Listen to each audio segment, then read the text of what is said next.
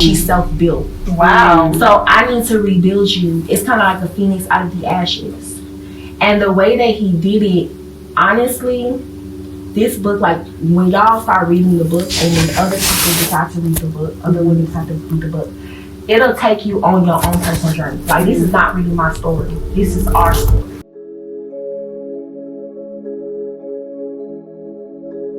So what's up? It's your girl Starr. What's up? It's Toy. And you're on another episode of Straight Up with Starr and Toy.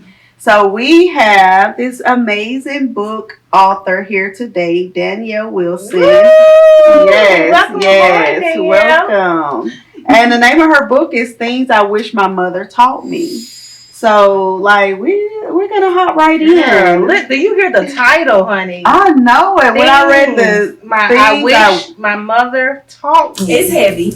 Yes. Can you just think of a million things that you wish your mom had taught you? Okay. Right. Right. Mistakes that you could have avoided. Yes. Girl, we gotta get into this. So starting out, what sparked the idea of the book? Okay, so growing up, I loved reading, and I always knew that one day I would write a book. Mm-hmm. But I wanted to write something for my daughter. Okay. But I don't have a daughter. Okay. So I knew that I always wanted to do something like that. Mm-hmm. And so, you know how life keeps going on. Things get busy. You go on. I built a career. I did a lot of things. And then I got laid off maybe 2 years ago. Mm-hmm. And it was this window where I had nothing else to do. Mm-hmm. And so the story really, y'all want the whole story? Or y'all just want like straight up story. I'm trying to tell you. So I was at the height of my life, the height of my career, like everything, well, at my little age, what I thought was the height of my career. Mm-hmm. You know, I was getting married too. I had the husband that I wanted. I had the man that I wanted. I had the career that I wanted. I was making the money. I was like the most money I ever made in my life. Mm-hmm. And I'm planning this huge wedding. Like, I'm talking about 20-foot train. Like, we just doing the whole nine. And I have the friends that I think that I want. Mm-hmm. And just things just start falling apart. So you know how you grow up and in your life, you're thinking to yourself, if I have this, if I have that, if I have this, and everything's gonna be perfect. Yeah. I had everything on my little vision board that I wanted, and things was just tumbling, and I just could not figure out what's going on. And what I later found out was the Lord was making things fall apart so that I can begin to focus. He started stripping me real early in 2022. Mm-hmm. And once he started, first he started in 2021, and then he continued until 2022, until 2023 when I got laid off. That's when I was like complete, like nothing. I don't have no job, I don't have nothing. And I'm sitting there, and the Lord is telling me, everything that you've been doing with your life, like you've been going so fast, that's gonna kill you. Mm-hmm. Because being ambitious, I know y'all know, being ambitious comes with a lot of anxiety. It comes with a lot of stress. It comes with a lot of you carrying pressure on your shoulders. Mm-hmm. Yeah. And so I remember hearing his voice telling me that in my spirit, and I was like, what is he talking about? Mm-hmm. And basically he wanted me to come back to him. So in that little time period when I got laid off, I didn't have nothing else to do but to figure out what he was talking about. Mm-hmm. And so that's when I went back to him. And in going back to him, I found myself. Mm-hmm. And it started this healing journey, this deep, intensive healing journey that I was not ready for. And it explained a lot of the reasons why some of the people that were in my life were snakes. I was attracting snakes because of deficiencies within me. All these different things that I was dealing with, God helped me unpack it. Mm-hmm. And then he gave me the words to put it in the book. Healing and so journey. that's the healing journey. Mm-hmm. And that's what I put in the book for women, because we're not all a monolith, but whether you're a CEO of a company or you're a stay-at-home mom, mm-hmm. all of us have trauma. Mm-hmm. And all of us have dealt with things that we do not know how to handle, because there's nobody there that told you that that's real. Mm-hmm. And so this book not only validates a lot of women experiences, but it discusses it, it breaks it down, and it helps you it's a mirror to you, mm-hmm. and it helps you walk into where you're trying to go so that you can be a better mother, you can be a better wife, you can be a better CEO, a better entrepreneur, you can be anything that you want to be, but you're more grounded. Mm-hmm. This book is definitely a frequency changer. Wow, what an Love introduction. it. Oh my God. Oh, wow. So is that look, whenever I was looking at the title, I was like, what is I that? know. This is looking so good. And I wanted so hard to try to read it before we did it, but I just had so much going on. Like, okay, so oh my God. I am just blown away from the reasoning behind it, because when God got a hold of you, like, that has to be just a feeling out of this world. Yeah. Now, let me tell you something. I am a woman that's used to moving very, very fast. Mm-hmm. I'm extremely ambitious. Mm-hmm. So I need to have everything, all my ducks in a row. Mm-hmm. 5 years need to be planned out. I need to already have my reasoning, and I need to be in control. Mm-hmm. And when the Lord started stripping things from me, I was confused because I'm in control of my life, but I can't control this stuff. Mm-hmm. And I don't know if y'all ever been in a situation where just things are just falling apart, and it doesn't matter what you do, you just cannot control. You just feel like you can't bounce back. Yeah, you can't bounce back. Mm-hmm. And so instead of that moment of that breaking me all the way, like God was telling me, listen, I'm not doing this to break you. I'm not doing this because I hate you. Mm-hmm. I'm doing this because I'm trying to reroute you. Mm-hmm. There's something about you that I want to use, but you don't have the tools, because who you are today, I can't use it. I can't do anything with her. Mm-hmm. She's self-built. Wow. So I need to rebuild you. It's kind of like a phoenix out of the ashes. And the way that he did it, honestly, this book, like, when y'all start reading the book and when other people decide to read the book, other women decide to read the book, it'll take you on your own personal journey. Like, this is not reading my story. This is our story. Mm. So, I like that. I think so. I like that. No, because seriously, it's like, whenever I think about the brokenness in women, like, for example, you see a lot of cattiness with women. Mm-hmm. And you're like, okay, I don't understand this jealousy. I don't understand this envy. I don't understand why she would hate on me. I don't understand why she would even start a rumor like that. It's something brokenness. Yes, it's something within. It's a level of brokenness that she doesn't even know that she has. Mm-hmm. So she's partnered up with spirits, and she's partnered up with energies that is now using to not only destroy herself and her destiny, but to destroy yours too. Mm-hmm. And so, as I was learning about this book, it really first started off when I was on my healing journey. The first part of the healing was dealing with women friendships, because I had a lot of trauma with it. Like, people don't talk about it, but you have like romantic relationships, breakups. Yeah. But those girlfriend breakups are the worst. Yeah. Like, because we really get close to each other. Yeah. Like, when you like, look, you're my sister for real. You're my sister forever. Yeah. Yes. Like, you just don't see it no other way. So, and it's like, how can I live my life without you? Type stuff. Yeah. And I remember when I was doing my wedding, I don't know if I had about 8 bridesmaids. First of all, I wasn't going to do bridesmaids, but one of my friends convinced me, girl, you got to do bridesmaids because you getting married. Let's go. Mm-hmm. So I said, okay. I had 8 bridesmaids, and out of nowhere, they just was like, they didn't want to be my bridesmaids. Mm. And I'm like, what you mean you don't want to be my bridesmaids? It's not even towards the wedding yet. We ain't do no bachelorette. We didn't do no bridal shower. We didn't do nothing. Mm. This all stemmed from the fact that one of the girls did not get to have a wedding. Mm. And I was having a wedding. And so I think it kind of drudged something up within her and reminded her of, like, because she used to always talk about it. Before I got engaged, she used to always talk about how she wasn't able to have her wedding. Her family did this, but I'm young. I didn't know that would be like a real, like, soft spot for her. Yeah, so as I'm planning my wedding, a trigger. So as I'm planning my wedding, she start feeling some type of way, like a lot of jealousy and envy towards it. And at the time, I'm not picking it up because I'm just like, girl, I don't have that in my heart. So I'm just like, I don't know. Mm-hmm. And then it sparked this thing in the group where she basically turned like maybe 5 girls from like being my bridesmaids. Mm. Wow. And I was like, because she was kind of the head, she was kind of quote unquote the head girl of the group. Okay. Okay. And she kind of turned like those girls away from like wanting to be a part of the bridal party. Wow. And I remember being dumped as a bride. I'm like, I'm getting dumped. Right. That's crazy. I know. And to start off, you didn't even want to. I just wanted to do it. Right. And I was like, dang. And she's the reason why I did it. Wow. That is. Wow. So do you feel like it was kind of intentional? Right. Because it had to be like playing in your mind. Like, did you do this on purpose? Right. You know what? I think that she unintentionally did it because it's like we were talking about the trigger point. Okay. She didn't really deal with whatever it was with her own wedding. Okay. And so I got this a lot. I don't know how y'all experiences was when y'all got married. Mm-hmm. How that was planning a wedding. You start to see a lot of things that you didn't pick up before, Mm-hmm. and things start to get really, really weird. Yeah. And people Yes, start yes, getting a little yes. weird. People start getting a little bit weird.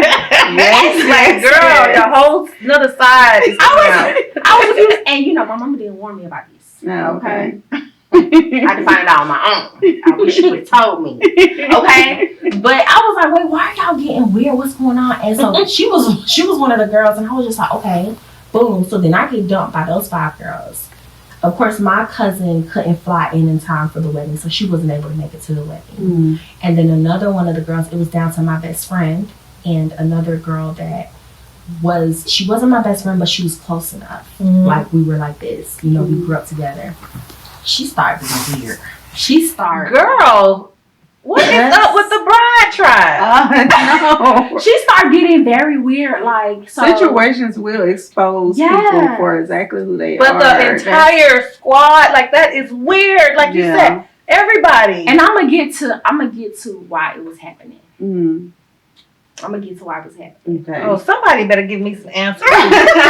Sabotage my wedding, baby, at all. Right, that is. So the friend that I was telling y'all about, you know, she was close to being, you know, like she wasn't my best friend, but she was close to it.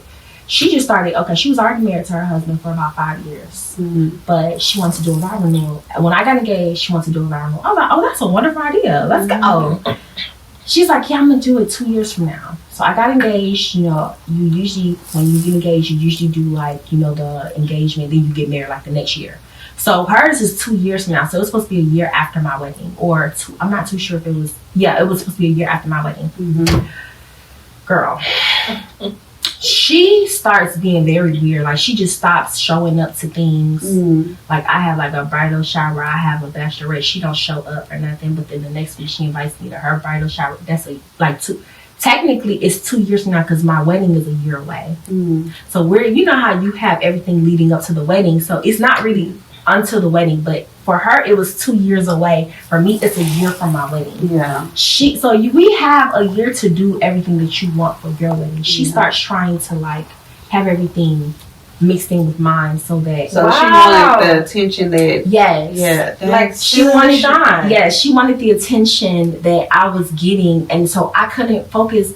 Because I did everything for my wedding. So I couldn't really focus on my wedding because I was trying to be a good friend for her. So I'm shuffling back and forth. And I didn't really notice it until one of her friends got pregnant. And she wanted to get pregnant at the same time, too. So she's starting to plan her pregnancy. Wow. But the thing is, before her friend got pregnant, okay, she had said that she was done having kids. But when her friend gets pregnant, she now wants to get pregnant again. That's when I kind of was like, oh, this is not just about me. This is just a problem. Her not being able to, a problem within her. Her not being able to juggle whatever it is, securities within her that then make her lash out. Yeah. And so basically, I only had a maid of honor, which is my best friend at my wedding. Wow. After all of that. Yes. Right. And so after all that, when I'm at home after being laid off, I have to deal with this stuff. Yeah. I have to deal with this trauma because I'm asking God, what's wrong with me? Because I'm on social media, I'm seeing all these girls. They have all these bridesmaids. They have all these friends. They have all these people that are supporting them, that are celebrating them. What's wrong with me? Why am I not able to keep friends? Why am I not able to have loving relationships? Why is it whenever it's time for me to do something, if I graduate it's all this weird energy towards me. And as I started praying and asking him, he was showing me the deficiencies within me. Wow. Because I was attracting certain type of people because of my brokenness. Wow. I didn't have a certain level of value for myself. So how was I going to see a snake in the grass if I'm blind? You can't see a snake in the grass if you're blind. And when he started dealing with me, he started teaching me about dealing with my insecurities, self-rejection, forgiveness, all these different things. And this book, I dive into what it is to forgive yourself, what it is to, as a child, whenever, let's say, you have to deal with mother wounds, because I know I have mother wounds, how that affects you as an adult. Because one of the things I learned on this healing journey is we are all just little kids, we just have big bodies. You're still that little girl. Yeah. And so whenever that little girl gets triggered, you lash out, except now you have money, now you have a job, now whatever, but you're still lashing out. And so I was learning about my insecurities, my deficits as a woman. I had an issue with people pleasing. I had an issue with rejection. Because I want to be a part of a group. I was the same way. I can relate to that. Yes. Oh my God. I want you to like me. Yeah. So I'm going to deal with you bullying me. Yeah. I'm going to deal with you doing this and doing that. I'm going to deal with you sabotaging me. Maybe I do need to get better clothes because I don't fit into this group like that. So maybe I do need to try this. I do need to try that. I do need to get a better career because maybe you don't respect me enough because I don't have a career that I can sit with you ladies. So maybe if I get a Chanel, right? Maybe if I get a nice car, maybe if I get a handsome husband, you're gonna accept me, and then I'm gonna be a part of the group, and then we can all be sisters. That is deep. And it's like it never worked out. That is so For deep. I can relate to that Yeah. on many levels. I felt the same exact way, like how to be accepted and like still be yourself though, like because I was a very nice person, always worried about other people over myself, putting people before me, like just so I can like have that peace, like of having A people. little small piece. So like it was like in my adult years I kind of saw that, like I look back and realized, man, like I was really like people pleasing. Yes. That that doesn't just affect your friendship, it affects the type of men you choose. It affects the type of work environments you tolerate. You'll be applying to certain jobs and the work environments are toxic and you will stay there for years, letting those people abuse you. Just run over you. Running over you. Yes. You ain't getting no raise, girl, but you sitting over here doing all this work, back and forth, running back and forth, and they always passing you over for somebody else, but you stay there. Yeah. Because you're used to the dysfunction. Yeah. You're used to the abuse. Yeah. You'll stay with a man that he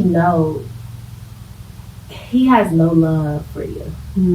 He does not see you as an individual. As a matter of fact, he's the prize. But you'll stay with him. You'll deal with his mess. You'll deal with his lies. And you'll make excuses and you'll cheapen yourself because you just want a piece of something. And deep down, I know you feel like something isn't right, but you just can't, like, you just can't shake it or just let it out. I had someone actually ask me, like, Toya, what gets you upset? What makes you mad? What makes you angry? Because every time I see you, you're just bubbly and you're like, it's like nothing bothers you. And I'm like, I don't even know, because I've really never gotten to that point where I just explode. So I was like, I don't know. And maybe it's because I'm too worried about, like you said, trying to appease everybody and everything that I never even had. I never experienced an explosion because I just hold it in, like hold it in, and I'm feeling some kind of way, like, Lord, this is not right. It just feels eerie, but I just can't let it out. Wow, that's so deep because that is deep. I've been like that all of my life. How my parents, how I was raised in my household, it was like a very totalitarian. Okay, the parents, they finna say whatever they gotta say, girl, you better shut up. A lot of people grew up like that. Yeah, you listen and I say, and you don't get to you say. need to be seen. Right, not her. right. That's right. Right. So growing up, when you grow up like that as a kid, think about what that does to you as an adult. Because now as an adult, silence issue. Yes. Yeah. You're taught to be compliant. You're not taught to ask questions. You're not taught to go against the grain. Can't advocate for yourself. Can't speak up and say, Absolutely. "This is what I want." Yeah. They were parents. Like, right. don't you? It's like you just knew. And what about that look though? When they gave you that look, Right. okay, like they didn't have to say a word. Oh, when they were like this. Yes, Right. yes. I'm so glad I do so different with my boys. Like, we're having a conversation whenever I'm disciplining, because I want to see, how did you get to that mindset of where you thought that was okay for you to do it. I need to know more about them. So that, but that's a good way to parent though. Like, if you want to get an understanding of where their mind is, what made them make that decision. Like, that's a good way to parent. It's conscious parenting, because like, you're trying to connect with your offspring. You're not just tolerating them. Yes. Or just keeping them alive. Yes. And you want them to be open with you. Exactly. If they can't come to you, right, as then a safe zone, may end up going to somebody else. They'll go to someone else. Yeah. And that's what we did, because we didn't have nothing else. Yeah. And so growing up in an environment like that, as I got older and I had to take charge of my own life, now I'm in college, now I'm getting my first job, I can't speak up. I can't tell men no. I can't tell the workplace no. I can't tell friends no. You know what that looks like in your life. You just can't tell anybody no. And men know that you can't say no, because they prey on women like that. The workplace knows that you can't say no. They prey on women like that. Other women know that about you. You're picking. They prey on women like that. Wow. And so all you have this revolving energy of people. They don't necessarily like you. You're just somebody who will never say no. And so you're going to be in here not really because you're a priority to us, but because you won't say no. Right. And you're so And unhappy. the flip side of that is like me. I'm a big no person. Like, I don't know how I got that. No. And don't even mind. Won't think nothing about it. But the flip side of it is that people call you mean. Oh, they hate it. People think you are just the worst person. Don't go over. I don't care, because I don't. Right. Yes, people hate boundaries. So they try to make out like you're an angry black woman just because you have boundaries. Just because you use your voice, they feel like, oh, she's you know what I'm saying? I'm just stating how I feel. Exactly. She's the total opposite of what it's like. I'm now learning boundaries. I'm learning that it's okay to not want to do something or to tell someone no, I don't want to, and you shouldn't have to sacrifice that. Right. And one thing that my therapist told me was, you don't have to put on a show for nobody. Right. And that stuck with me. I'm like, wow, is that what I've been doing? Like, putting on a show? Yeah. She was like, you don't have to entertain nobody. Surely. And like, that kind of like, I'm just like, you're right. Like, I don't have to show out for you. Like, I can be me. Like, I'm learning that more and more and more. Like, because anybody would tell you, I am definitely not that person. Like, I kind of like, hang around me more, you are gonna be full throttle. I swear. It's like, I just you finished this book. Right. Yeah, like before you even put it down. Nope. And like, sometimes it makes me so upset that I'm like that, because I am literally a loving person. Like, I like to put smiles on people's faces. And I like to see other people have it. I think it's a good thing. I think you just need moderation with it. Because I think it's a good thing, for me to have strong boundaries, but I need to put moderation on it sometimes too, because sometimes I can literally, I can literally just be so just me, like, I'm not doing that. Nope. And I just need to have some moderation about it. So, but it's good, Yeah, because like y'all are saying about moderation, it's like, that comes with like a level of healing, because you feel safe to say no, but at the same time you feel safe enough to protect yourself, and to also allow yourself to be open. It takes a level of strength to be open, but it also takes a level of strength to protect yourself. And that's what I've learned on this journey. It's like me suppressing, like, I was imprisoned My voice was taken from me. That's the word there. It's like you want to say no, but you can't. Yeah. Yes. People can take advantage of your body, your mind, your soul, your spirit. Yeah. But you are imprisoned. And all they're doing is puppeteering you. Mm-hmm. And I felt like a puppet. I felt like a doll. I felt like a showgirl because I was always being puppeted around. Mm-hmm. What my mom thinks I'm going to do, what my dad thinks I'm going to do, what my friends, I could never find me. Mm-hmm. I just couldn't. Mm-hmm. And so on this journey, I learned that you can say no, but that no doesn't come from a level of rebellion. It comes from self-security. Yes. Right? Who am I? If I don't like pink, why am I going to say yes to pink? Mm-hmm. No, I just don't like pink. And it's okay. They're not going to beat you up. Mm-hmm. They're not going to eat you. It's fine. Mm-hmm. You're safe. Mm-hmm. And I had to talk to that little girl. Right. Yes. We have to talk to that little girl and say to us, like, you're safe. It's okay. Yeah. You don't need another bag. Mm-hmm. Just because they don't like you or they didn't want to invite you to that, so now you need to go get another trinket. Mm-hmm. I need to get another $1 million. Mm-hmm. I need to get a better house here. I need to do this. I need to do that because of rejection. It's okay. Yeah. It's okay to see somebody on social media have X, Y, and Z. You don't. It's okay. Right. And I really needed God's help with that because it's very difficult because it's you. You can't see yourself.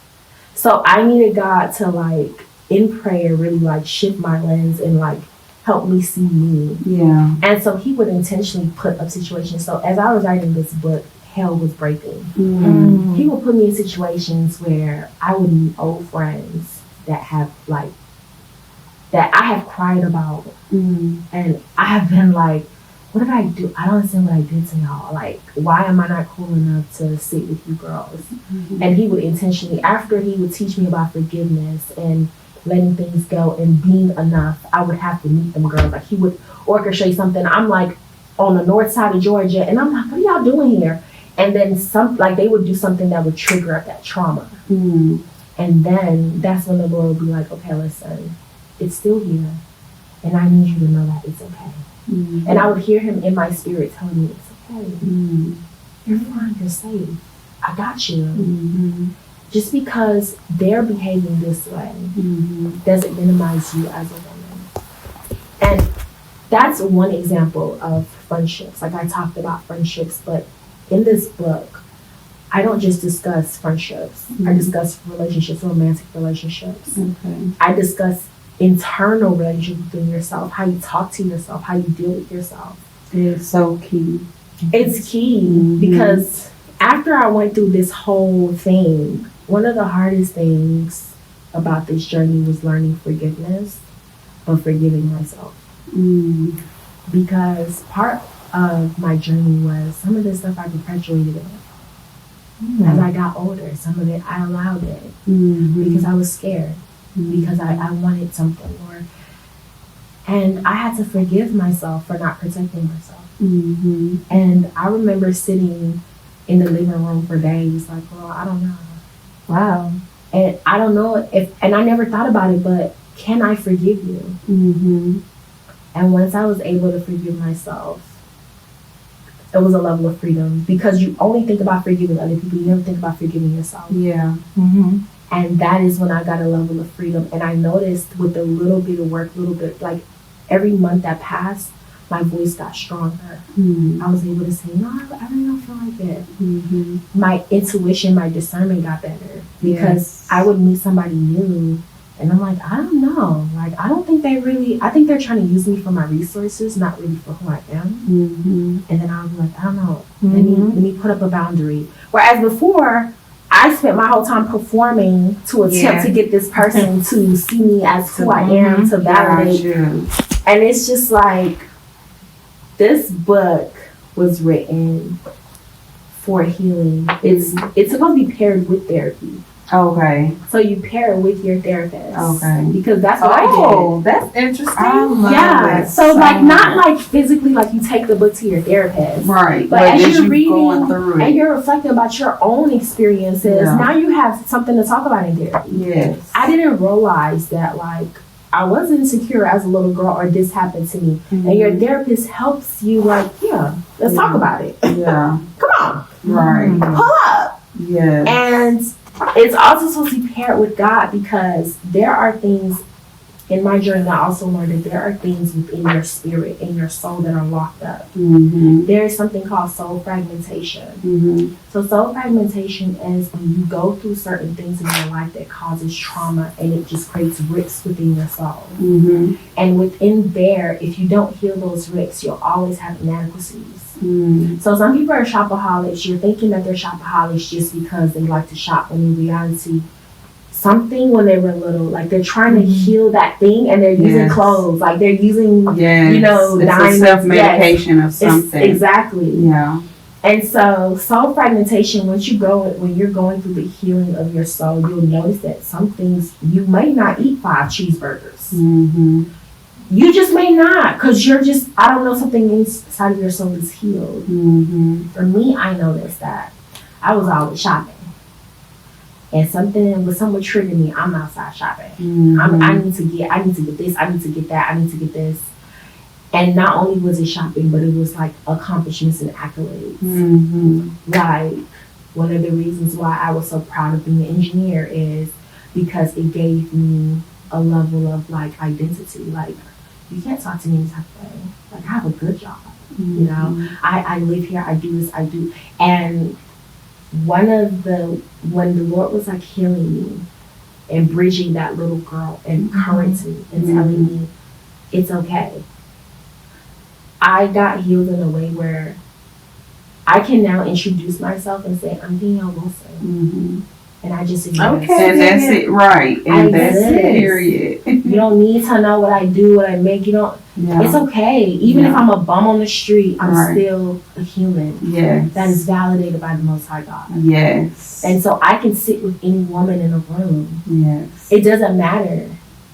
And I think that that is the core of womanhood and femininity. Mm-hmm. Being able to ground yourself. Whether you have a successful business, you don't you don't hold on to the fact that you have this big business to be able to tell yourself that you're a good woman, you're powerful, you're this. Mm-hmm. No. Whether you have a business or you don't, whether you're a bum on the street or you're not, you're still a woman. You still vibrate with that integrity. Yes. And so that is what I wanted to give to the world with this book. That is definitely. That is so.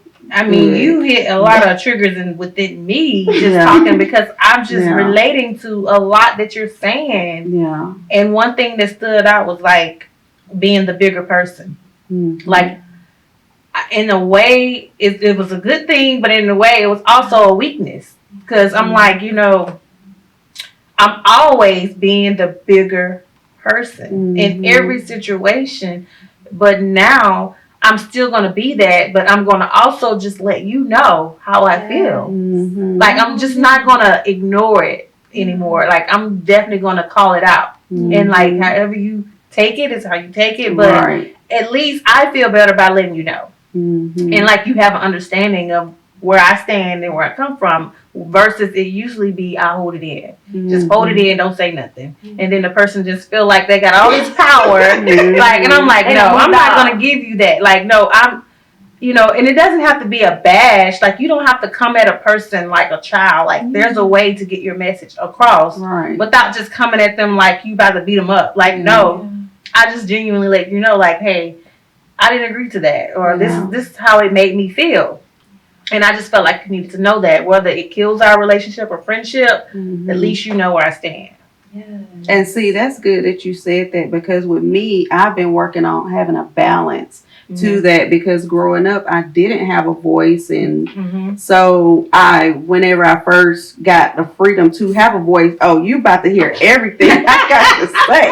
Like, that's why I was a real boost of confidence. Yes, that's why I was so strong on the no. Because I didn't used to get to say no. Now I'm gonna use it It's no. But I've been, working, or God has been working with me to have a balance of that, because maybe a no wasn't needed at that time. You know what I'm saying? So maybe I could, sit and hear people out, but I didn't mind. So that's good. Yeah, like that was really deep though. Yeah. And the meaning behind the book. Right. Also, what I like is whenever you talked about forgiving yourself as a woman. I'm a life coach, so whenever I'm talking with different women, I always hear, them having shame about, just different things that they'll have shame for within themselves. Mm-hmm. And I have to tell them, like, see yourself as God sees you. That is what I tell myself all the time. Like, if you see yourself as God sees you, like, you don't need nothing else. No other validation. No other validation. That is powerful. Like, if we just live within the person that God wants us to be. Yes. Nothing else matters. Nothing else matters. Yeah. Like, that's a good way to put it. You can start to have grace for your own self. Yeah. Like, you don't have to have shame for this like a million years, but I understand why certain women hold on to certain shame about different things, but you don't need to have it. God been forgave you, so you can forgive yourself. People make mistakes. Like, people do things. Sometimes you mess up. And I have to have a lot of grace for myself, too, because in me being so, strong and rigid, and it's hard, I have to just be like, just come on now, girl. Like, get it together. I like that. Yeah. I like that. And that's the way I want to really live. And that's how we got to live within that. Yeah. What is God telling you to do? Just like our guest, Karen, we was talking about, her, doing this affiliate thing and charging this fee. And like, she doesn't back down, or she doesn't change the fee or change the amount, because that's not what God told her to do. Right. Because as God sees her, he determines her worth and what the fee should be. So that makes so much sense. Yeah. Like, she's following what God says, regardless. So I like that, and I'm gonna have to use that, incorporate that more into my life. Like, if He said do it, and don't worry about nobody else. Right. Nobody else. I like that. Giving yourself grace, and then another thing is that we do not realize that the way that we treat ourselves is how we treat other people. Yes. It's like, within this book, we also explore that. Like, how you treat yourself is how you will treat people. So if you do not give yourself grace, you will not have grace for other people. Yeah. If you do not love yourself, you will not love other people. Yeah. And throughout this journey, I noticed that my heart softened for a lot of things. Mm-hmm. I started being more patient with people. I started having a level of empathy for people that I didn't have before. Mm-hmm. Because you start having love and empathy for yourself. You start having patience for yourself. Mm-hmm. And it's like the scriptures say, love your brothers as yourself. Mm-hmm. Like, you have to first start with you. And when I say start with you, I don't mean in a superficial sense of like you sit in a mirror and you big yourself up. No, I mean really like, see yourself for who you are and how God sees you. Yes. And if you are insecure, don't run away from it. Right. Don't ever run away. Explore it, really. Why am I feeling insecure about stuff? Yes. What has made me this way? Backtrack and go through some of the things. Deal with her. Yes. Or she will deal with you. Yes. And see, my only thing about having the empathy for others, so like, every time I do something or do something for someone, it comes from a genuine place. Mm-hmm. Like, I really do care, and it's like I empathize with people, and like, it's being real. I'm real towards it, but like, in return, it's like you always get the fakeness. Mm-hmm. Sometimes, like, nobody is real back. Mm-hmm. Like, I would say two things. Whenever you doing things, you should never even think about what somebody's going to do back. You just can't live like that, because you could be going to give 100% and they're not going to give anything back. And that's just, I hate it, but that's just how life is. But then two, what was I going to say? I was going to say for you, it sounds like you probably already like so empathetic that you literally put yourself in people's shoes and you're giving, over giving. Mm. And it sounds like you just need a balance. You know what I'm saying? Maybe that's what it is, a balance of doing it. And it's not always like I'm expecting anything in return. It's just like, at some point you do want a circle, like people that like I scratch your back, you scratch mine, type ordeal. But you have to go be in people with that's like you. Mm-hmm. Like if you know this person is not, every relationship should be an equal exchange. You know what I'm saying? Portia, they be wearing poker faces. It's like I be thinking it's the person, but then you know it's like, girl, I would not thought, just like with your bridesmaid, you would not have thought maybe she would do that. And it's just like I done put all of this in us, and it's like I would not thought you would have been the person that you turned out to be. Yeah. You know what I started learning is listen to your gut. Mm-hmm.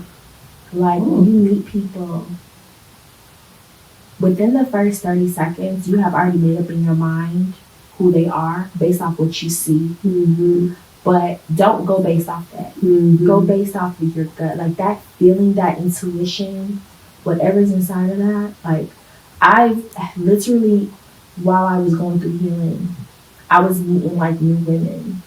And I'm like, oh baby, this is gonna be new bestie. Like we're locked in. Mm-hmm. And then out of nowhere, I would get like this strange feeling, and I'm like, what is this? And I would bring it to therapy. And my therapist, I'm like, I have this strange feeling, and I can't really explain what it is, but I'm feeling like this, and I would describe it to her, and then she would be like, okay, then maybe we need to take a step back. Don't speed head straight into it. Mm-hmm. Let's pay attention to that, with whatever that is. Mm-hmm. And I started paying attention. And then that's when I would be like, oh, eventually it would reveal itself. Mm-hmm. A month from now, 6 months from now, it's like, oh, that's what that was. Now imagine had I spearheaded how I usually do every relationship, right? Mm-hmm. I would be back again, the same cycle with a different girl. Mm-hmm. Or the same, you know? Like, and even like with like when meeting my husband, he's like the first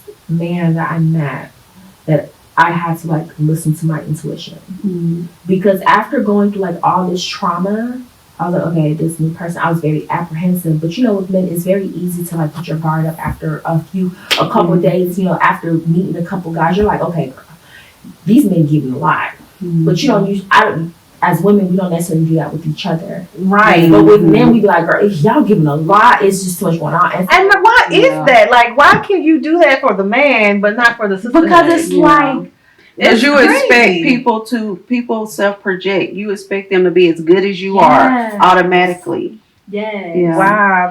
So that's literally like with men, I was able to click quicker because I was like, hold on now, y'all, it's giving a lot, and I learned a lot quicker at a really young age. Like, okay, girl, I don't know. And so with my husband, I was giving him this, I don't know what you do. Like,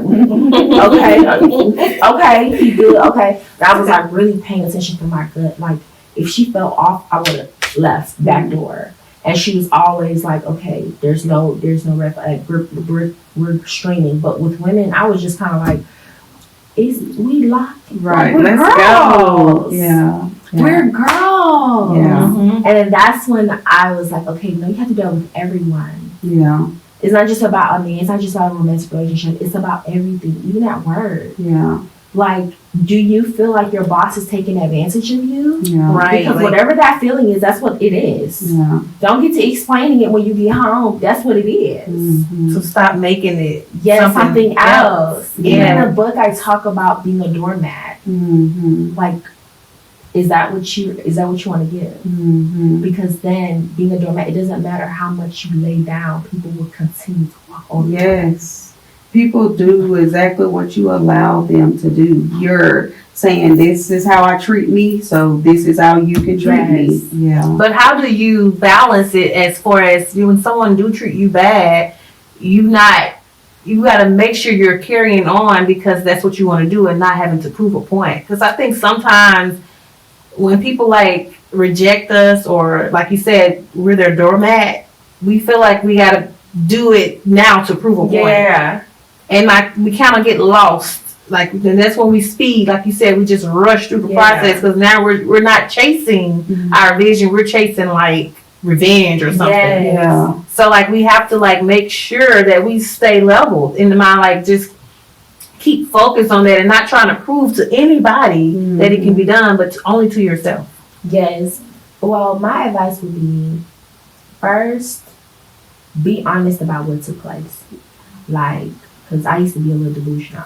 You go home like, nah, she ain't throw no shade. She did. Yeah, I know, right? That was shade. That good. I like that. First, be honest, and then once you're honest, sit with those feelings. Yes. Because if she threw shade and she did hurt your feelings, or let's say your boss did overstep, like how did that make you feel? Yeah. And then once I sit with my feelings and I examine it, and I like to talk to myself. I talk about that in the book too. I know a lot of people don't talk to themselves, but I like to talk to myself to be like, this is how I'm feeling, because now you can differentiate between the outside world and what's going on within. Mm-hmm. And then after that is forgiveness. Mm-hmm. Like forgiveness is releasing something that you're not gonna get. You may never get an apology. Mm-hmm. You may never get the person to acknowledge whatever took place. Mm-hmm. And you gotta take an L for that. And I know it hurts, and I know that it's heavy, because like, why do I have to take an L for it? Mm-hmm. I didn't do anything. Mm-hmm. You're the one that came into my life wrecking everything.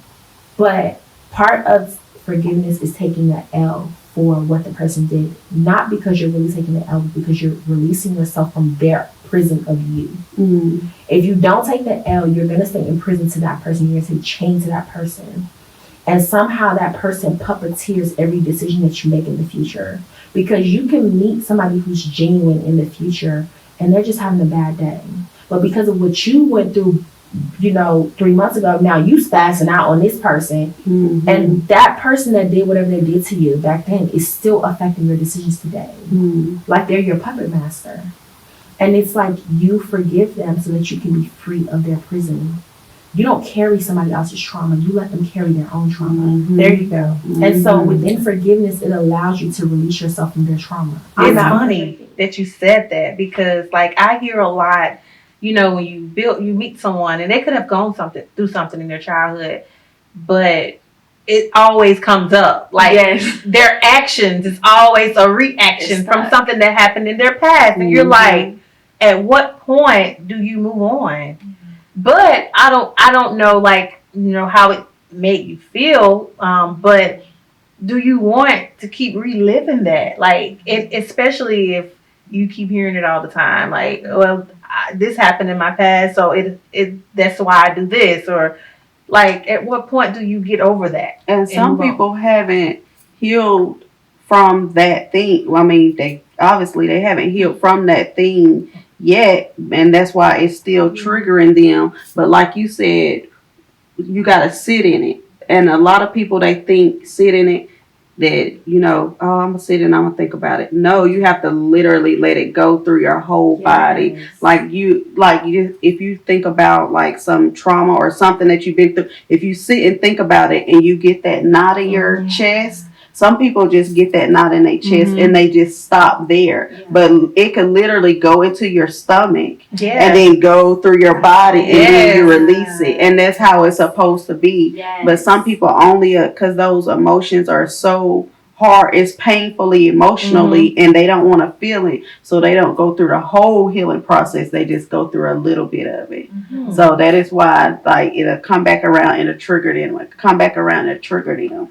Mm-hmm. But yeah, because sometimes you're like, is this an excuse now at this point, or are you really stuck? They're still stuck. They're still in prison. Yes, and they are not released from whatever it is. And like you were saying, honestly, sit in it, let it go through your gut, let it go through everything, and release it. Mm-hmm. Because from that release, you can learn the lesson. Yes. From that release, you can be wiser. Yeah. It doesn't have to pain you forever. Like, I have, like, some of the worst.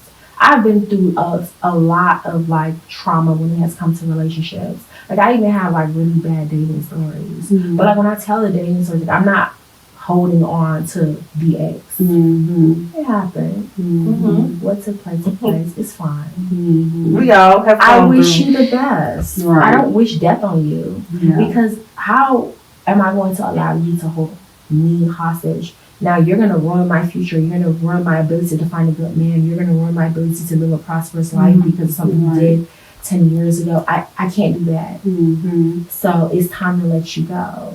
Mm-hmm. In my heart, in my spirit, in my soul. Yes. Some people can't let go either. Like, that's a big step, just letting go. Like, it's hard. I know sometimes to just let go, but when you feeling think of relief, it's hard, then you make it hard. Mm-hmm. A lot of things are dictated by your thoughts too. Like if you think this is hard, or if you think they view me as this, so you got to be very mindful about your thoughts and what you're thinking about yourself and other people too. Mm-hmm. If you think automatically like, these people like me. First of all, you should think everybody loves you. Because if you see yourself as God sees you, everybody loves me. I don't know. That's just my mindset, how I think. So, yeah. I have gotten better at that, though. Like, now, I'm telling you, my mindset is, look, life is lifing for everybody, but it keeps going, and like I can't let anybody or anything stop me because I'm still not where I want to be. So like I understand that you may have all these things going on or inner issues, but I can't let it come into my space because I got somewhere I'm headed. And I don't have nothing for you but some good advice. I might can refer you to somebody that may help you, but I no longer allow nobody to stop my flow. I'm not your savior. I'm not your savior. No, like I can't save you. You can save you. Can save right, but I'm busy. Like they say, booked and busy, and that's like kind of where I want to be. Yeah. Like, and it's not me being mean or you say having empathy for you. I'm focused, and like, who's to say God is not? He don't have a hold of me, and he has me in this, like, on this path. And like, don't you feel bad for it either. And that's what I'm working on that. I was like, look, I can't feel bad for doing me. Yeah. Never. Right. And it's like, there are times when it's okay to be selfish, and there are times when it's okay to be selfless. Mm-hmm. So just being able to gauge, and like I've learned to, give freely. Like, I don't expect anything back from you. But the times, if I do feel like if I give this to you, I'm going to expect something from you, I say no. Mm-hmm. Those are the times when I feel like the price is too high. Yes. I can't give this to you. Yes. I like that. The price is too high. Right. It's too high. Girl, there's a lot of prices too high. I have experienced a lot of high prices, honey. Yes. Man, look, I'm telling you, they want a miracle from you. Like, what is going on? And those are the times that you say, no. Yes. I can't. Yeah. I'm not going to be disrespectful about it. I'm not mad. I don't have a grudge. It's just, no. I can't pay for this. Yeah. You got to pay for it. And in learning that, I learned that I have so much peace, because now if I give you something, I'm not expecting anything back in return from you. Mm-hmm. And then it also allows you to see just people for who they are. It's just people, well, I'm not going to say some people, but we are all broken to a certain level. Mm-hmm. You're dealing with broken people, you're broken. And you know what? It just is what it is sometimes. Yeah. People gonna people. People gonna people. And when I release people of those expectations that I had in my head, it's so much freedom. Because it's like, okay, I can't expect you to act and behave how I behave. Mm-hmm. Maybe you don't know no better. Yeah. Maybe you don't have the capacity. Mm-hmm. Maybe you don't have the spiritual or emotional capacity. Maybe you don't have the emotional intelligence. Mm-hmm. So it's okay. I have to protect myself. That's right. Sometimes I feel like people just attach themselves to you because they want to be you sometimes. Be in your shoes or have what you have. Like, and don't know the price. Don't even know. It's just like, you come in, you go in the shop for a bag and you don't know anything about this bag, but you're just there just to be nosy or just be in the know or be close to this person. So it's like, it's not authentic. So like, I have to be very careful in authenticity of from people. Yes. I don't know what your agenda is. Like, everybody seems like, hey, like say you're a suspect until you're proven innocent. Like, that's how I feel. Like, you are a suspect until proven innocent in my book. And what I learned in prayer, and also what I learned with like intimately walking with God outside of like church, just outside of just like regular religious activities, is like he has like these lenses that he can see everything. Mm-hmm. There have been times when I've met certain people and God is like, no. Mm-hmm. I'm like, instantly. Like, no, what you mean no? Like, I just hear them, I feel like no. Or, somebody will say something to me and I'll hear she's lying. Who lying? But you can't say who lying because you're going to look crazy. Like, you're talking to yourself and it's like, okay. And it's like he has these lenses and he helps you filter out people. And that's why I always I think the more people. spiritual you are, the higher your discernment is. Yes. So I always encourage people to, like, you know, dig into who God is because he really is your eyes and ears for things. And so as he's like guiding you through life, like he can save you from a lot of things because let's be honest, the enemy uses people. Those are the weapons formed against you. When you think about weapons formed against you shall not prosper, girl, it's the people. It's the people. Because it's like the enemy's not going to throw no missile from the sky. Yeah. He might use your mama. He might use your kids. He might use your husband. Anybody. He might use your dog. You don't know. So it's like just being able to gauge like whatever the Holy Spirit is telling you and being able to be like, oh, it's not safe right now. You know? Yeah. And like trusting him to be your eyes and ears because truthfully we don't know. There's a lot of things in this world that look good. Like that looks like this is a good idea. It's a good business idea. It's a good plan. This is a good business partner. They have everything lined up and it's poison. They finna put you in bankruptcy. For the next 5 years of your life, you finna be out here fighting financially for everything. Because they got so many covenants in their bloodlines and you are finna suffer for it. So you need help, you need guidance, you need the Holy Spirit to tell you, you can't see what I can see in the spirit realm. Right. It's a no. It's a no. So and some people don't understand your process. Exactly. Like I just feel like, and they see you, and you may start on something, and you may fail at it a couple times. But that doesn't mean that it's going to succeed. It's not going to succeed eventually. It's just that you're going through the process. Like, and some people just like they're so quick to like, girl, what you're doing, you're doing too much, and all of that. Like they don't understand. And like you said, I'm ambitious. When you are ambitious. Like, I don't think anybody understands what that means. Like, you can't stop if you want it. It's just something. It is. It's hunger. So, like, you're going to keep going. And, like, you don't necessarily want to hear everybody saying, well, you can't do it. And you're doing too much. It can't be done. Like, none of that. Like, you got to understand your process. Exactly. And people got to understand that everybody's destiny is different. So, everybody has different gifts.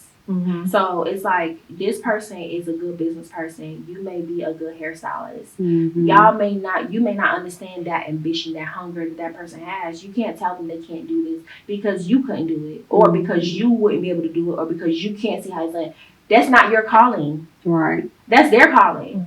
But the thing about it is, everybody are not visionary. So your vision that you have for yourself, like if you're still seeing yourself as God see you, the vision is not for everybody. It's just for you and whomever, you know, the vision is for. So it's not for everybody. So I try not to, right. So I try not to internalize what other people think. You know what I'm saying? Like, okay, you think that's on you, but this is what I know. You know what I'm saying? But yeah, this was so good. I love this. So tell people, where can they get the book? So this book, actually, you can get it on my website, honey.yourehere.shop, or you can get it on Amazon, Barnes & Noble, anywhere they sell books. Yes. Just listen. Wow. It's available. And we have an extra book. We are going to give this book away for who you want to give it to? The first person who comments, or that's a good question. Who should we give it to? Well, y'all have 2 books. Okay. We actually have 2. So we got 2. So what? The first person who comment, and I don't know. So we'll do the first person who comment, then we'll come up with the second one. We're gonna kind of like make it. Look, stay updated on our social media so you can see how we're gonna give away. Maybe we should do a spontaneous book giveaway announcement, and you gotta follow the page so you can see. Yes, Straight Up with Starr and Toy on Facebook, Straight Up with Starr and Toy on TikTok and YouTube. So, all of that. Yes. Danielle, do you have a favorite chapter? My favorite chapter. Let me see. Like, I see so many good topics. Good Lord, this hit home. Okay. I have a lot of favorite chapters. I really do. I think there's a lot of good ones too. I think that one of my favorite chapters is chapter 21, Femininity is an Art Form, Master It. Because a lot of times we like to downplay our femininity. And it can open a lot of doors for you. Not in a sexual way, but in a way like, who is this woman? Like, girl, you walked in here, done shifted the whole room, right? I can't wait to read it. And you know what? I might have to have you back on here once I read this. We might have to dig into some stuff. Yeah, we might have to dig into some more stuff. That would be so good because I want to hear from women. Like, what do y'all think? Like, what did this trigger for y'all? Like, what's going on? Let's get into it. So y'all read the book and comment like your thoughts about it, like something that you can connect to or relate to. Yeah. Like, let Danielle know how you feel. Yes. You know, because this was definitely a relatable conversation. Absolutely. I mean, there's definitely more. You can reach, but we can. How do we follow you? Yeah, you can follow me. Yes, give us a shout out of your social medias. Well, you can follow me on TikTok, honey.you'rehere. You can also follow me on Instagram, honey.you'rehere, and YouTube. I have a YouTube page, honey.yourehere, where we discuss a lot of topics. And then also, I said my website, honey.yourehere.shop. So it's all basically honey.yourehere. And it's just kind of what the brand is, not really a brand, but what it's trying to create a community of women where we all come together and we can gather, and eventually, I host like retreats and like wellness things, and like I want to be able to offer this city something that's more than just party and honey glazed chicken and waffles. Like I heard that. Okay. I love it. Well, let us know when you do the retreat, because I love stuff like that. Absolutely. Let us know. Are you working on any new projects? Yeah, so I am working, like I mentioned, a retreat. I would like to do a retreat. I mean, I don't really know when. I'll let you guys know when the dates will be. I am working on, trying to grow a community, like having different women on. And that's another thing, like the previous guest, I was like really blown away on how she was able to build a platform like that, because it kind of motivated me, because I was intimidated about how do I build a wellness platform for women where women can like truly internally heal? Like, who's gonna come? Like, what's going on? And women. Yes, we all there. And I'm hearing her talk, and I'm like, it can be done. It's possible. And so that is really the trajectory of growing a platform of women where we have more level-headed, grounded women, more confident women. Absolutely. And stop worrying about numbers, like the number of people or the number of views. Like, worry about, like, getting somebody connecting with someone here. Like, you don't have to worry about if it's 5 people at the retreat. Like, those 5 people need to be there, and it's gonna go from there. But marketing is what I do. Of course, you got Inland Graphics. Yes, so I will help you. I didn't know that's something that you wanted to do, but I've literally built maybe I might be over like 200 social media pages for my clients right now, and I build their pages. So we'll have to connect about that. Definitely. Yes, of course, it's the one-stop shop. I'm a visionary. I know nothing about marketing. Yes. Oh wow. I got you. Structures. I can curate events. Okay. Like, we just did a book. When I did the book launch in September, it wasn't just a book launch about talking about the book. We was like, listen, we finna open up some stuff. We opened up some can of worms. He was crying. There was a lot going on, and I was like, listen, a whole healing session. Listen, this is what we're doing. Yes, this is what we're doing, because I don't just want you to come to my events, my wellness retreats, and you leave, because it's 3 days, and I don't just want you to leave on the 3rd day, and it's just kind of like. Right. Yes, we're going to connect on that. I got you. I'm definitely interested in one of the retreats. All right. Well, look out for our next episode of Straight Up with Starr and Toy. Yes. Let us know what y'all think about this episode, and make sure you follow Danielle and read Things I Wish My Mother Taught Me. I Wish My Mother Taught Me. Yeah. Well, thank you so much. Congratulations, Thank you. Okay, good. Thank you.